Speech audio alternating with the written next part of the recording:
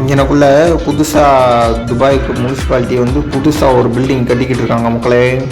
ஃபுல்லாக சோலார் பேனலை வச்சு ஃபுல்லாக சுற்றி கட்டுறாங்க.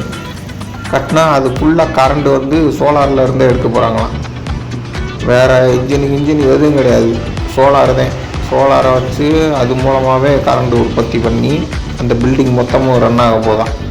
அதுக்காக துபாய் முனிசிபாலிட்டி கட்டிக்கிட்டு இருக்கு. இந்த பில்டிங்கை பாருங்கள் எத்த தட்டி இருக்குன்னு. ஒரு 4-5 வருஷமாக கட்டிக்கிட்டு இருக்காங்க. எப்படி இன்னும் 2 வருஷத்தில் ஓப்பன் பண்ணிடுவாங்க. இதை பாருங்கள் மக்களே, நடந்து போகிற வழியில் 2 பக்கம் பூச்செடி நட்டு வச்சுருக்காங்க. பூச்செடிக்கு இடையில பைப்பெலாம் இருக்குது, அதெல்லாம் நான் காட்டல உங்கள்கிட்ட. பாருங்கள் களை எடுக்கிறாங்க.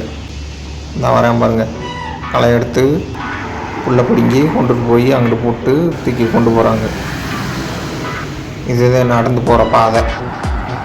ரோடு எப்படி அங்கிட்டு போகுது பாருங்கள். இன்டர்லாக் போட்டிருக்காங்க மக்களே, ரோட்டில் இன்டர்லாக் போட்டிருக்காங்க பாருங்கள். நம்ம ஊரில் தார் ரோடு போடவே அழுவாங்க.